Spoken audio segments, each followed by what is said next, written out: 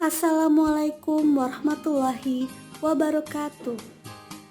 Salam sejahtera bagi kita semua. Semoga kita semua dijauhkan dari berbagai wabah penyakit. Kami di sini akan menjelaskan tentang penganggaran modal atau bahasa lainnya yaitu capital budgeting. Ada yang tahu gak sih apa itu? Mari kita simak pembahasan sebagai berikut. Sebelum kita masuk ke pembahasan, kami akan memperkenalkan kelompok kami terlebih dahulu. Perkenalkan, nama saya Amelia Ayu. Perkenalkan, nama saya Vanessa Oktaviani Putri. Perkenalkan, nama saya Kurniati.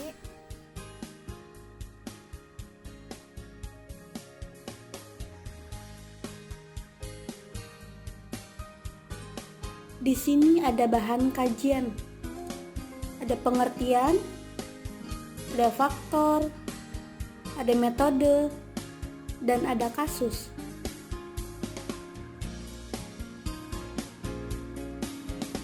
Pertama-tama, kita harus tahu apa pengertiannya.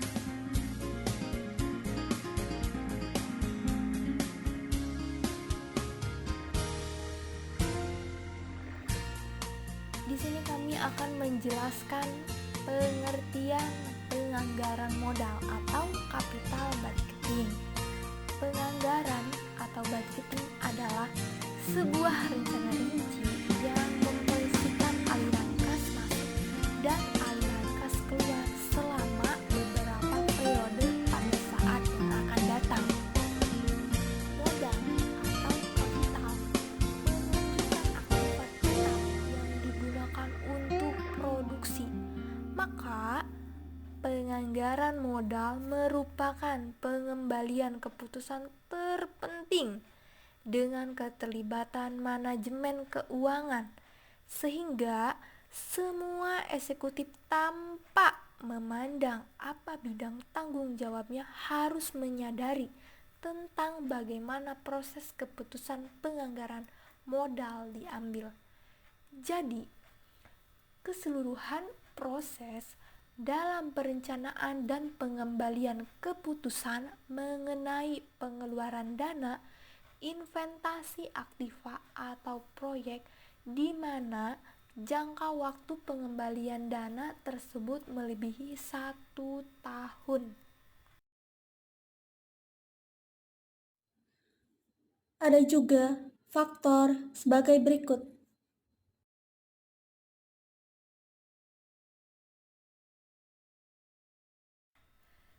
Di sini juga kami akan menjelaskan tentang faktor yang harus dipertimbangkan dalam investasi. Yang pertama ada faktor pengaruh jangka panjang. Pertama-tama, yang terpenting dalam penganggaran modal memerlukan adanya komitmen terhadap masa depan. Dan itu seringkali dihadapkan dengan ketidakpastian sehingga akan menimbulkan resiko. Contoh, perusahaan membeli aktiva tetap yang berumur ekonomis 10 tahun. Ini memerlukan waktu lama untuk mengetahui hasil akhirnya. Ya jelas tentu kita harus menunggu selama 10 tahun. Yang kedua, ada faktor penyediaan dana. Alasan lain yang dibutuhkan dalam penganggaran modal adalah bahwa perluasan usaha memerlukan investasi yang cukup besar. Sebelum perusahaan mengeluarkan dalam jumlah besar, sebaiknya perusahaan harus menyusun rencana yang matang. Oleh karena dana jumlahnya besar tidak secara otomatis tersedia bagi perusahaan yang akan memerlukan investasi. Sebaiknya melakukan persiapan jauh-jauh hari sebelumnya untuk memastikan ketersediaan dana yang dibutuhkan dalam rangka ekspansi. Ada juga faktor usulan investasi. Setelah melalui proses pengembangan gagasan, tahap pertama proses penganggaran modal adalah menyusun daftar usulan investasi yang disertai dengan data yang diperlukan untuk dilakukan penilaian. Pada umumnya, investasi dapat dikelompokkan menjadi 4. Yang pertama, penggantian. Yang kedua, perluasan. Yang ketiga, pertumbuhan dan lain-lain. Yang terakhir, ada faktor penyusun peringkat usulan investasi. Dari berbagai metode yang digunakan untuk menyusun peringkat usulan investasi, terdapat 5. Yang pertama, ada metode jangka pengembalian, bisa disebut dengan payback period. Yang kedua, ada hasil pengembalian atas aktiva, bisa disebut dengan return on asset atau ROA.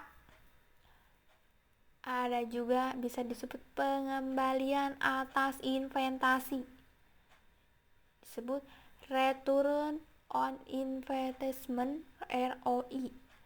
Yang ketiga, ada metode nilai sekarang bersih, net present value NPV. Yang keempat, ada metode tingkat hasil pengembalian internal, disebut internal rate of return atau IRR.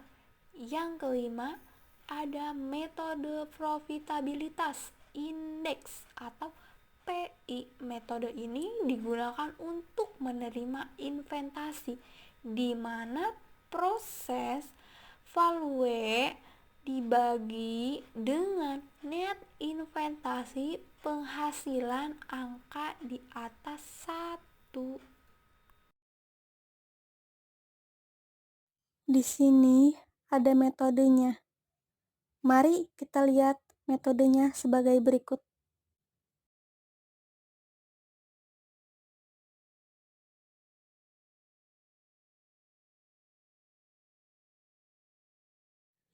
Yang pertama ada payback period. Metode ini digunakan untuk melihat jumlah tahun yang dibutuhkan saat pengembalian investasi. Di sebelah kanan ada contohnya. Tahun ke-0 itu sebesar 1.500.000. Kenapa sih minus? Karena harus ada modal yang dikeluarkan terlebih dahulu. Jadi pada tahun ke-0 itu harus minus. Lanjut pada tahun ke-1, ada income atau cash flow sebesar 300.000. Maka pengembaliannya atau sisanya 1.200.000. Pada tahun kedua, itu ada cash flow sebesar 450.000. Sisa pengembaliannya adalah 750.000. Pada tahun ketiga, cash flow sebesar 750.000. Maka pengembaliannya itu lunas. Kenapa? Karena pengembalian di tahun kedua itu sama dengan cash flow pada tahun ketiga. Maka hasilnya 0 dan dianggap lunas. Maka pengembalian atas investasi sebesar 1.500.000 itu akan lunas di tahun ketiga.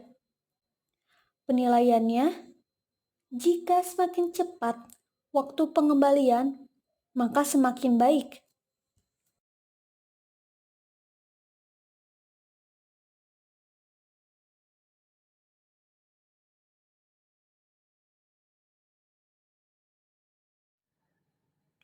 Yang kedua, ada net present value atau NPV.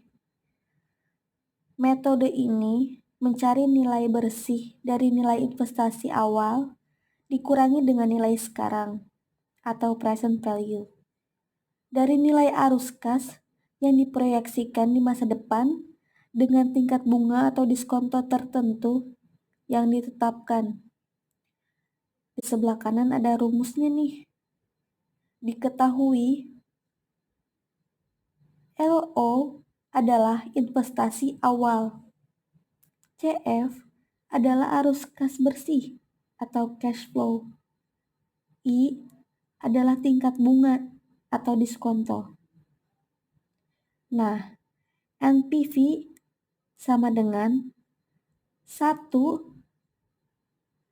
CF1 per dalam kurung 1 tambah I pangkat 1 ditambah 1 CF2 per dalam kurung 1 tambah I pangkat 2 dan seterusnya hingga tahun tertentu. Lalu dikurangi dengan LO. Penilaiannya, jika NPV lebih dari 1 itu positif, maka proyek atau investasi itu menguntungkan. Jika NPV kurang dari 1 itu negatif, maka proyek atau investasi itu merugikan.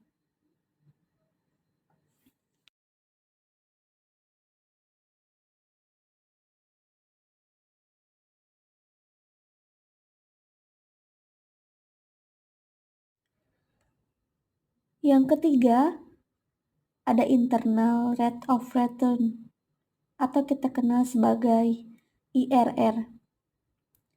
Metode ini mencari tingkat bunga yang menyamakan nilai sekarang dari arus kas di masa depan atau proyeksi dengan pengeluaran investasi atau dengan kata lain NPV sama dengan 0.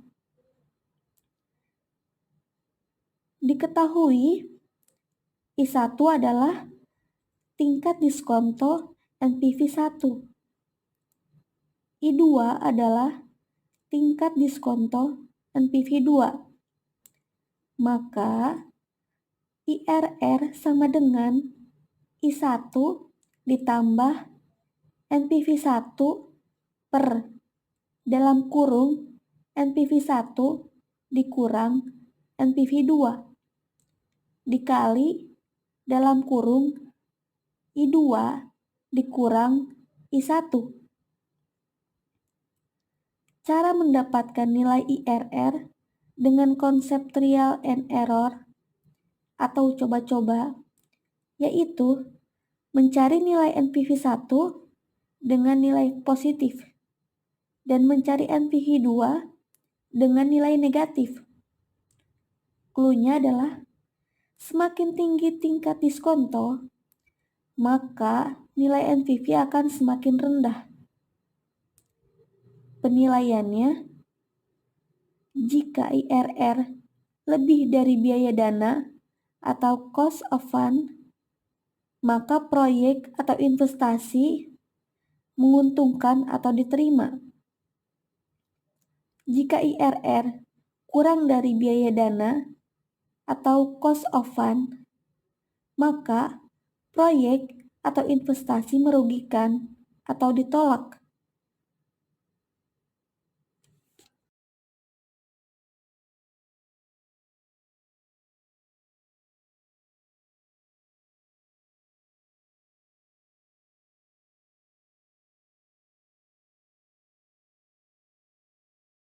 Yang terakhir ada profitability index atau kita kenal sebagai PI.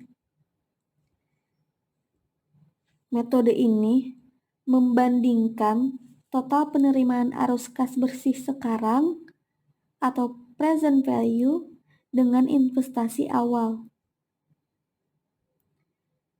Diketahui LO adalah investasi awal. PV CF adalah nilai sekarang arus kas bersih atau present value of cash flow. Penilaiannya adalah jika PI lebih dari 1, kemungkinan proyek atau investasi menguntungkan atau diterima. Jika PI kurang dari 1, kemungkinan proyek atau investasi itu merugikan atau ditolak.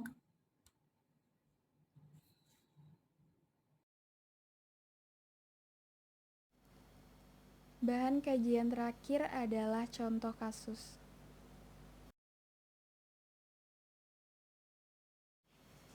Di contoh kasus ini terdapat dua proyek, yaitu proyek X dan Y, yang masing-masing proyek membutuhkan dana investasi sebesar 3.000 US dollar. Kemudian diketahui data estimasi keuntungan atau cash flow dari kedua proyek. Diskon rate-nya pun juga sudah diketahui, dan dari data tersebut kita harus mencari payback period, net present value, internal rate of return, dan juga profitability index.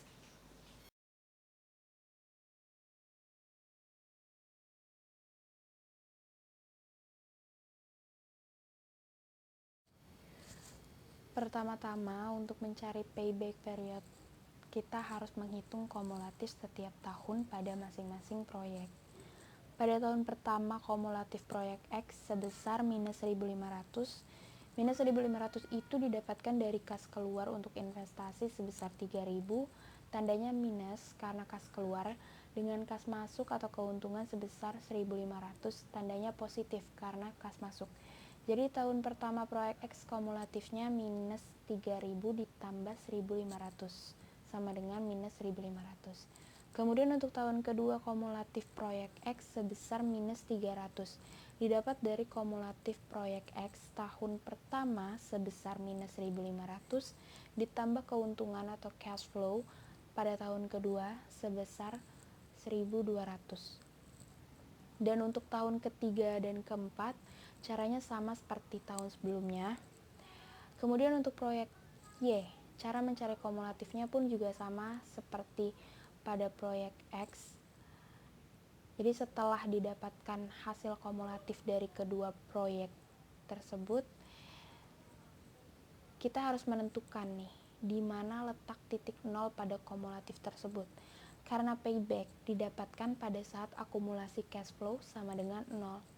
Untuk proyek X, titik nol berada di antara tahun kedua dan tahun ketiga.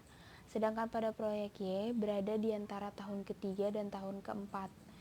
Jadi di sini kita menggunakan rumus tahun sebelum payback ditambah kumulatif sebelum payback dibagi cash flow atau kas masuk setelah payback. Maka untuk proyek X, 2 ditambah 300 dibagi 800 sama dengan 2,375.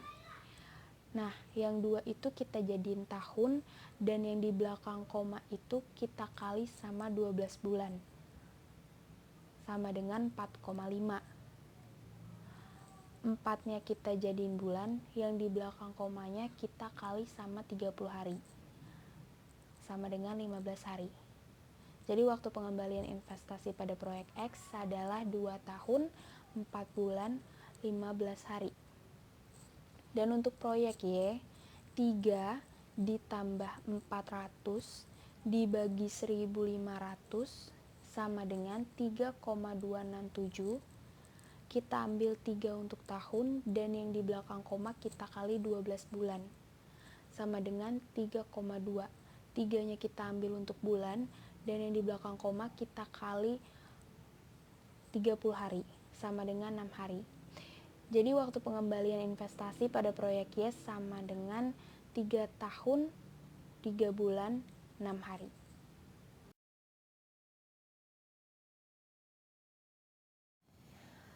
Untuk mencari net present value dari proyek X dan Y, pertama-tama kita harus mencari present value dengan titik imbal hasil atau discount rate sebesar 10%.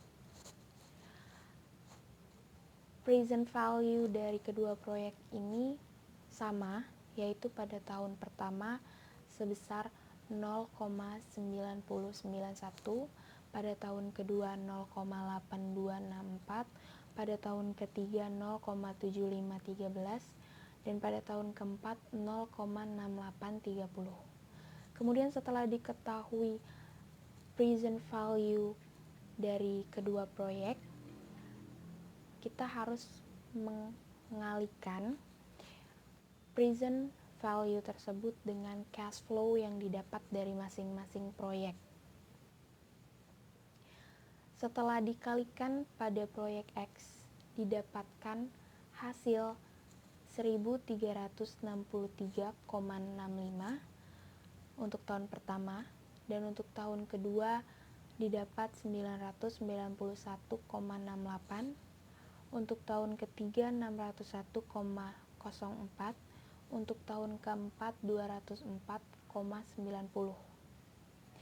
Dan untuk proyek Y, tahun pertama didapatkan hasil 363,64, tahun kedua didapatkan 743,76, tahun ketiga 976,69, tahun keempat 1024,50.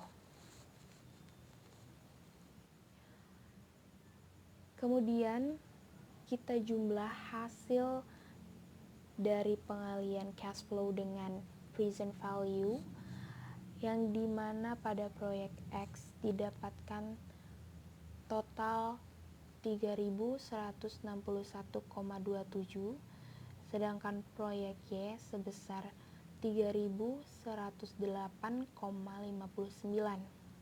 Setelah kita tahu berapa jumlah dari present value dari semua tahun, kita bisa mengurangnya dengan jumlah investasi yang telah kita keluarkan, yaitu dua-duanya sama-sama mengeluarkan investasi sebesar 3.000. Jadi yang proyek X 3.161,27 dikurang 3.000 sama dengan 161,27. Itu NPV untuk proyek X. Kemudian untuk proyek Y 3.108,59 dikurang 3.000 sama dengan 108,59. Itu NPV proyek Y. Cara mendapatkan internal rate of return proyek X harus dengan trial and error, yaitu mencari nilai net present value pertama dengan nilai positif dan mencari net present value kedua dengan nilai negatif.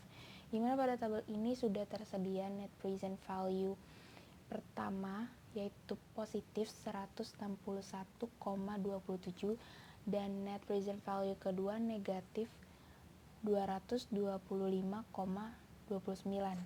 Setelah sudah didapatkan data net present value, tinggal kita masukin ke dalam rumus, yaitu X per 0,08, di mana X adalah IRR yang tidak diketahui dan 0,08 adalah jarak dari 10% ke 18%, sama dengan 161,27 per 386,56, di mana 161,27 adalah jarak antara 3.161,27 dengan 3.000, dan 386,56 adalah jarak antara 3.161,27 dengan 2.774,71. Maka X sama dengan 161,27 dibagi 386,56 dikali 0,08. X sama dengan 0,0334. IRR sama dengan 0,08 dari jarak 10% ke 18% ditambah X yang tadi 0,0334 sama dengan 0,1134. IRR sama dengan 0,1134 dikali 100% sama dengan 11,34%.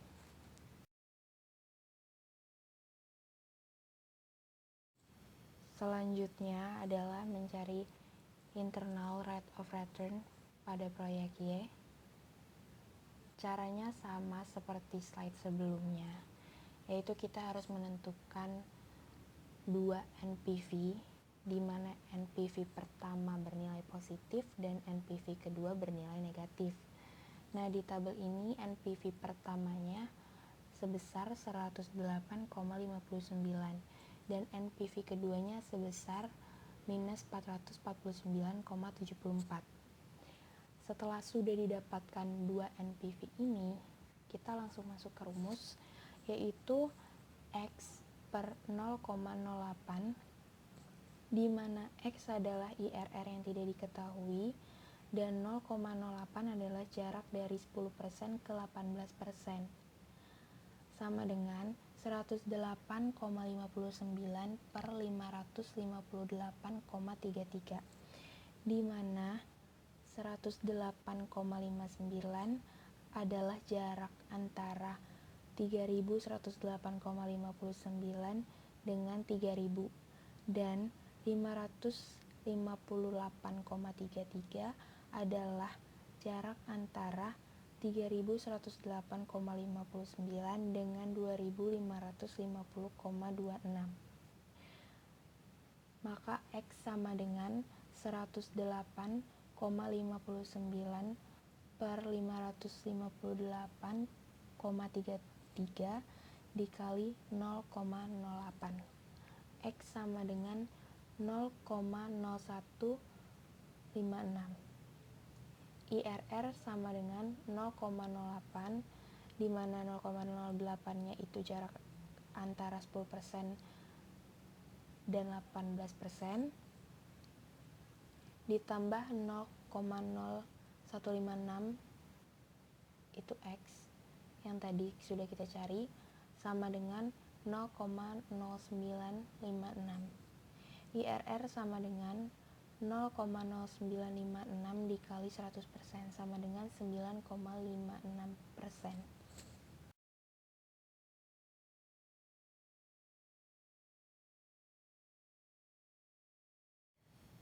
Dan yang terakhir yang kita cari adalah profitability index. Rumusnya adalah 1 ditambah net present value dibagi cash flow di tahun ke-0 atau kas keluar untuk investasi. Nah, karena pada slide sebelumnya kita sudah mencari tahu berapa NPV dari kedua proyek ini, maka tinggal kita masukin aja ke dalam rumus. Untuk proyek X, 1 ditambah 161,27 dibagi 3000 sama dengan 1 ditambah 0,0538. Jadi PI-nya itu sama dengan 1,0538. Sedangkan untuk proyek Y, 1 ditambah 108,59 dibagi 3000 sama dengan 1 ditambah 0,0362, PI sama dengan 1,0362.